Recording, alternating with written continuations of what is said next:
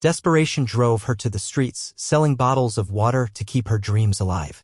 Fate sent him, a man with power, secrets, and an incredible offer that came with a price she wasn't sure she could pay. Trusting him could change her life or break it beyond repair. Before we dive into the story, comment below where you're watching from. Enjoy the story, everyone. The sun had barely climbed above the skyline when Elena Carter set down her folding chair on the same cracked sidewalk she claimed every morning. Her duffel bag thumped against the ground, and with swift, practiced movements, she began arranging the bottles of water inside a plastic cooler filled with ice. A hand-scrawled cardboard sign leaned against the back, "Cold water, $1." It wasn't much, but it was hers. By the time heat began rising off the pavement like a threat, the downtown rush had started. Businesspeople in tailored suits swept by without glancing. Joggers waved apologetically as they passed. A mother pushing a stroller dropped a few coins into Elena's tip cup without taking a bottle. Elena forced a smile. Pride was a luxury. Every dollar earned went straight into her college fund jar at home, a dusty pickle jar tucked between textbooks and thrift store notebooks. Tuition for her final semester was still a distant dream, but she clung to the plan with stubborn desperation. She refused to be another dropout buried by bills. "Hey," a voice called, low and male. Elena blinked up. A man in a charcoal suit stood in front of her, towering and unreadable behind sunglasses that reflected the city like a shield. His shoes were polished, his hair slicked back without a strand out of place, and everything about him screamed wrong zip code for this block. She straightened. "Cold water, $1." He didn't move. "Is this how you usually spend your mornings?" She narrowed her eyes. "Is this how you usually start conversations?" That earned the faintest twitch at the corner of his mouth, not quite a smile, but something softened. Then he pulled out a wallet so sleek it probably cost more than her rent and held out a 20. "I only want one." She hesitated. "I don't have change." "Then I guess I'll just have to buy 20, he said, placing the bill into the cup. "That's not how it works." "It is today." Before she could argue, he picked up a single bottle, cracked the lid, and took a slow sip. The moment dragged, the kind where her instincts screamed walk away, and yet her feet remained planted like she'd been nailed to the concrete. He lowered the bottle. "What's your name?" She didn't answer right away. Then, slowly, "Elena." "Elena," he repeated, almost testing the syllables. "I'm Damian." She waited for the sales pitch, the business card, the awkward invitation, the strange job offer, the real reason he was even talking to someone like her. But he just nodded once, turned, and walked away. She watched him go, heart rattling unevenly in her chest. The sun continued to climb. The heat settled in. The sidewalk returned to its rhythm. But for the rest of the morning, her hands shook every time she gave someone change, and she kept glancing down the street like he might come back. He didn't. Not that day. Not the next. But on the third morning, when she unzipped her cooler and pulled out the first row of waters, she found something underneath the ice that didn't belong.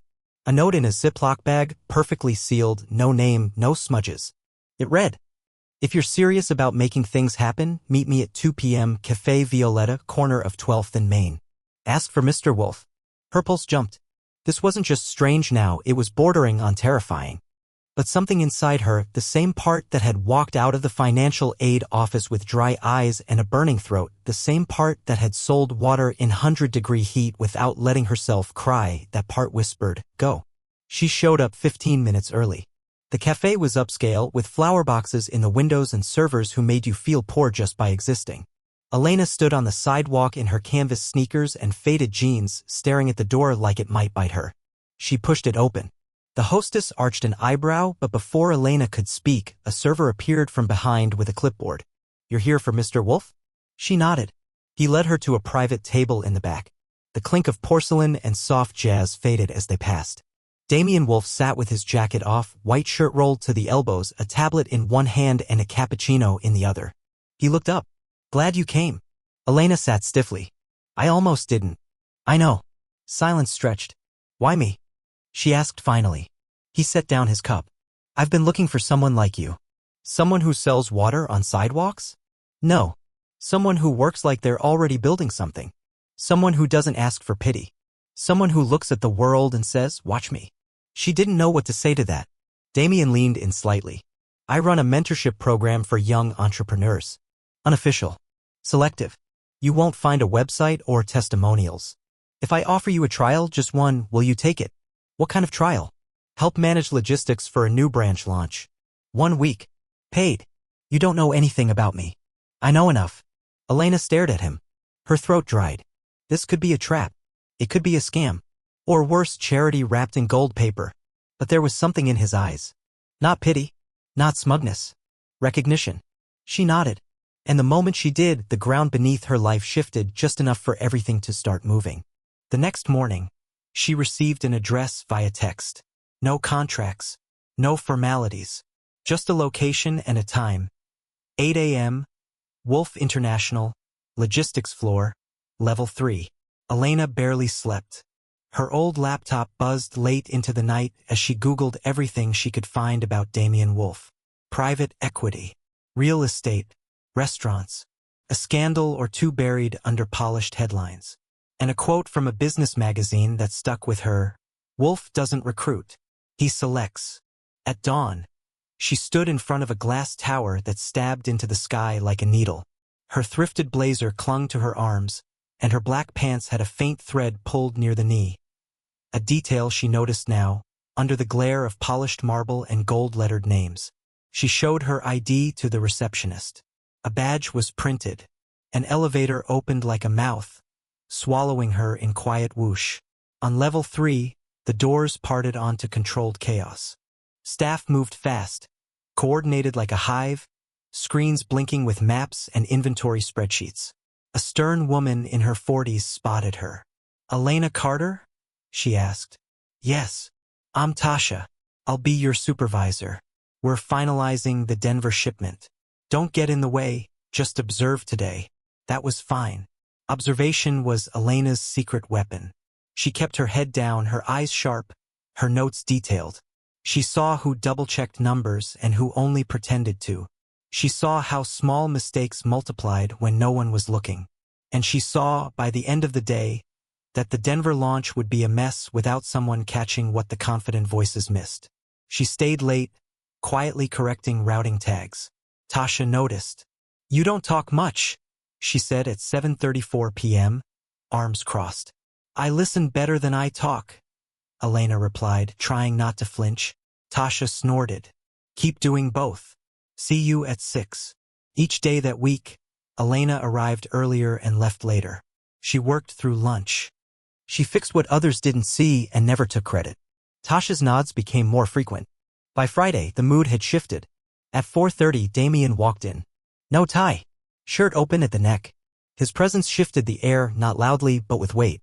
"Walk with me," he said. She followed him out onto a quiet rooftop deck. Below, the city pulsed with life. Evening heat rose off buildings in hazy lines. "You exceeded expectations," he said. "I wasn't trying to impress you," she replied before she could stop herself. He smiled, just a little. "That's why it worked." He handed her a sealed envelope. Inside, a check with more zeros than she'd ever seen outside a fantasy. "This is too much," she breathed. "It's exactly what you earned." She hesitated, then pocketed it like it might evaporate if she looked too long. Damian turned to the skyline. "Tell me what you really want." "What?" "Forget tuition. Forget jobs. If you could build anything, what would it be?" Elena blinked. The question was too big, too dangerous. "I don't know. You do. You've just never said it out loud." She swallowed hard. "A bakery. But one that teaches. Kids from tough homes. A space that smells like hope. And sugar." He was quiet for a moment. "Then I want to fund it." She laughed once, sharp and startled. "What?" "I'm offering you seed funding. A pilot space. 1 year. You run it. You prove it works." Her pulse drummed in her ears. "Why?" "Because I invest in people. And you've already built something stronger than any spreadsheet, trust." Elena stepped back. "No one gives this kind of chance without expecting something." "I'm not no one." "That's exactly the problem." He didn't argue. Didn't push. "I'm giving you an option, not a command," he said. "You can say no." She shook her head, stunned. "It doesn't feel real." "It will when you start drawing blueprints." He offered his hand. Not a shake. A bridge. She took it. That night, she walked back to her apartment in a daze. Her fingers curled around the check in her pocket. Her heart torn between fear and something dangerous. Hope. She barely heard the footsteps behind her. Not until someone yanked her shoulder. A rough voice growled, "Give me the bag." The alley spun. Her vision narrowed. "No," she gasped. The man grabbed harder. A shadow moved fast, precise. A blow landed. The attacker crumpled with a groan. Elena stumbled back. Damian stood between her and the man, eyes blazing, breath hard. "You followed me?" she whispered. He didn't answer, just reached to steady her, then pulled her close. "Are you okay?" I think so." His hand trembled against her back. "I should have driven you. What are you doing here?" "I couldn't stop thinking you might walk home alone." Tears welled. Confusion, gratitude, anger. She shoved away gently. "You can't just protect me without asking." "I wasn't here to protect. I was here because I care." Silence fell, tight and loaded. "You can't blur the lines," she said. "This was business." "Maybe it started that way," he said softly. "But you changed the story." The next day she didn't text, didn't call, didn't show up at Wolfe International. Instead, Elena paced her apartment, the check still untouched on her kitchen counter. Her mind played 1,000 versions of every moment with Damian, the offer, the rooftop, the alley, the way he had looked at her like she was something precious instead of someone temporary. This wasn't a job anymore. This wasn't mentorship. It was a line she hadn't meant to cross, and now she stood squarely on the edge, not sure which way was falling. Her phone buzzed at noon. Not a message. A deposit alert. The same amount as the check. Her breath caught. He'd already wired the funds. Panic flared. That was control. That was leverage. That was him making a decision for her. She grabbed the phone and typed furiously. "You had no right to send that money. I never agreed. I'm not for sale." The reply came instantly. "It's not a purchase. It's a beginning. You're still free to walk away." She stared at the words. How do you fight someone who wasn't fighting back? Hours passed. Sunset painted the walls in dusky gold. Her stomach knotted. She typed one more message. "Meet me. One last time. Neutral ground. No pressure." He agreed. They met in the back corner of a quiet botanical garden just before closing. The air was thick with lavender and dying light. Children's laughter echoed in the distance, slowly fading as families trickled out. Damian sat on a bench beneath a jacaranda tree, Taigan, blazer folded neatly beside him. He looked like he belonged to another life. Another movie. She approached slowly. "Hi," she said. He stood. "Hi." She crossed her arms. "I need rules." "Okay. No showing up unannounced. No money unless I approve it. No emotional manipulation." "Agreed. And if we work together, that's all it is. Work." His eyes didn't flinch. "If that's what you want." She hesitated. "What I want," she said, "is to know if this is about guilt." "It's not." "Pity?" "Never." "Then why me?" He was quiet a long time. "Then, because I see who you're trying to become and I believe in her." The words cut her in a place that had gone numb long ago. She sat beside him, shoulders tight, spine straight. "I don't know how to trust that." "You don't have to today." They sat in silence. The garden lights clicked on, soft and golden. She whispered, "What if I fail? Then we fix it. Together." She looked at him, really looked. The chiseled certainty, the business-sharp demeanor, all of it softened in the hush of the garden. For a moment, he looked just as uncertain as she felt. "I want to try," she said finally. His exhale was barely audible. Over the next weeks, life blurred into blueprints, meetings, sleepless nights, and 1,000 decisions that mattered. The space was real, a shuttered corner bakery 2 blocks from a community college. The lease was signed in Elena's name. The funding came in pieces, each one approved with her initials and her voice on the line. She chose the paint, the ovens, the name, Rise and Bloom. It wasn't just about sugar and flour. It was about teaching kids how to build something, how to make mistakes and still come back stronger. The media caught wind. Young woman mentored by Wolfe Empire opens inclusive baking program. Photos, interviews, social media shares. She became a symbol before she felt like a leader. And Damian? He kept his distance, mostly. He attended meetings when invited, sent resources when asked, and never once showed up without warning. Until the evening before the grand opening. Elena was scraping dried icing off a prep table, exhausted, her playlist humming low in the background when she heard the front door creak. She didn't have to look up to know. "You're not on the schedule," she said. He stepped inside anyway, carrying a paper bag and 2 mismatched mugs. "I figured you forgot dinner." Her stomach grumbled in response. She rolled her eyes. "You came to feed me? I came to see what you've built." He placed the food on the table, then walked slowly through the kitchen. The exposed brick, the gleaming steel racks, the tiny chalkboard wall filled with names of scholarship donors and student bakers. He ran a hand along the countertop. "You made this. Not alone." He turned. "No, but it has your fingerprints on every inch." She looked down. "I still don't know what this is." "You. Neither do I," he admitted. "But I don't want to lose it before we find out. I'm terrified." "I am too." He stepped closer, slow and deliberate. "I never meant to complicate your life, Elena. But you did. I know. I don't want to need you. You don't have to. Just let me be beside you." She looked at him, heart pounding, walls crumbling. "This isn't a story," she whispered. "No," he said. "It's a beginning." The morning of the grand opening arrived with storm clouds and shaky hands. Elena stood in front of the bakery's wide front window, her breath fogging the glass as she watched the line form. Real people. Real kids. Parents. Local teachers. Neighbors who had seen the old space boarded up for years and now came to see what had replaced the silence. Inside, the ovens hummed, the lights glowed warm, and everything smelled like cinnamon, vanilla, and fear. Her hands trembled as she tied the last ribbon on the sample table. By noon, the place buzzed with life. Camera crews angled for the best light. Teens in matching aprons offered free samples. Laughter bounced off the brick walls. A child pressed his nose to the display case in pure awe. Elena smiled, but it didn't reach her eyes. Because Damian wasn't there. Not even a message. Hours passed. Speeches were made. She stood in front of the microphone and tried not to choke on her gratitude. She mentioned him. She had to. But the space beside her felt like absence. By evening, when the last guest left and the lights dimmed, she finally stepped outside, her heels in one hand, her heart raw. A black car waited at the curb. A driver opened the door silently. She froze. "What is this?" The driver handed her a small envelope. Inside, a note. "Come. One last thing before this chapter ends. D." She should have ignored it. But something in the handwriting, too steady to be casual, pulled her in. The car drove her out of downtown, past neighborhoods she didn't recognize, to a narrow road lined with old trees and iron lamps. It stopped in front of a sleek, modern building nestled in the hills. No signs. No branding. She stepped out cautiously. The driver said nothing. Just waited. Inside, the space was dim and elegant. A long hallway. Wooden floors. Candles flickered low. At the end, double doors stood open. She walked through. And stopped. The room was empty save for one man at the center. Damian stood in front of a screen, his jacket gone, sleeves rolled, hands behind his back. He didn't turn.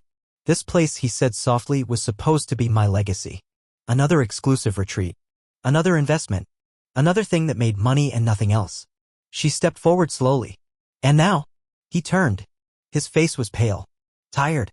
Vulnerable. "I want to give it away." "To who?" "To the people who actually need space to breathe. To grow. To find safety." She stared at him. "Why are you telling me this?" "Because you reminded me I had a soul." Tears stung her eyes. "You disappeared today. I didn't want to be the shadow behind your light. You built that place. You deserved every second of it. I didn't want my name to steal yours." Her voice cracked. "You're an idiot." "I know. And a coward." He nodded. "That too. And I missed you." He blinked hard. She crossed the space between them. "Don't shut me out. Not when I finally let you in." His breath caught. "I've spent so long being careful. Controlled. Calculated. You undid that in weeks. Maybe you needed undoing." He reached for her hand just once, and when she didn't pull away, he stepped closer, his forehead touching hers. "I've never felt this afraid," he murmured. "Neither have I. So where do we go from here?" Elena pulled back just enough to meet his eyes. "We start again. But together this time." He kissed her then. Not with fireworks, but with gravity, like everything that had been unspoken had finally found its voice. When they broke apart, she whispered, "But if you disappear again, I swear, I won't." Good. Because what they had was no longer just mentorship. Or partnership. Or a spark in a quiet cafe. It was a slow-burning fire neither of them knew how to name, but both had chosen to keep alive. The following months moved like seasons, one fading quietly into the next, each marked by its own color, challenge, and rhythm. Elena's bakery grew from a hopeful corner project into a movement. Applications poured in from schools across the city. Teens stood in line for a chance to bake, to belong, to rebuild their lives with sugar, flour, and purpose. Donations followed. Media features expanded. What began as a whisper turned into a roar. But she never let the noise drown the mission. She woke early every day, apron already half-tied, music humming low through the kitchen speakers. She cleaned every spill, corrected every cracked glaze, taught every nervous new arrival how to knead dough without fear. She remembered every name, every story. And Damian was there not as a savior but as a shadow in her sunlight. Quiet, steady, never pushing. He kept his promises. He stayed. Some days they worked side by side in silence. Others he sat in the back with a laptop and a lukewarm muffin watching her from a distance that slowly disappeared over time. There were no declarations, no public claims, just glances that lasted longer than they should, quiet smiles passed like secrets, hands brushing as flour dust lingered in the air. One evening she found him outside fixing a bent gutter on the side of the building. "You know you don't have to do that," she said, arms crossed. He looked down, hair tousled, cheeks streaked with grime. "I know, but I wanted to." She tilted her head. "You? Climbing ladders and swinging tools. Turns out I'm terrible at both." He lost his footing just then, stumbled, and landed on the grass with a thud. She burst out laughing, half panicked, half amused. He lay flat, groaning. "Don't say it. I wasn't going to." "You were." "I was definitely going to." She offered him her hand. He took it. Warm. Solid. Real. Back inside, as they sat side by side on the bakery floor sharing leftover pastries that never made the display, Damian finally said it. "You were right that night. I was an idiot." She looked at him softly. "We both were." He nodded. "But I think I'm done pretending I don't need this. This. You. This place. Us." She didn't answer right away, just leaned against his shoulder. They sat there until the sun dipped below the rooftops and the kitchen fell into hush. Later that year, on a slow December morning, the front window of Rise and Bloom displayed a new sign. Now offering weekend classes for families. The first to arrive was a little girl in bright red boots and her father, a quiet man with tired eyes and a story he didn't tell. Elena greeted them both like she always did, with warmth, not questions. And across the room, Damian hung a tiny chalkboard on the wall. 3 words in bold script scrawled in Elena's unmistakable handwriting. Built by belief.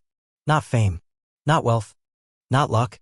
Just a girl with a dream and a man who finally stopped running from his own heart. Their story didn't end in fairy tale glitter or staged wedding photos on magazine covers. It ended, or maybe began, with a warm loaf of bread shared between 2 people who learned to trust what they couldn't plan and to choose each other even when it was messy. Especially then. Because love, the kind that mattered, was never clean.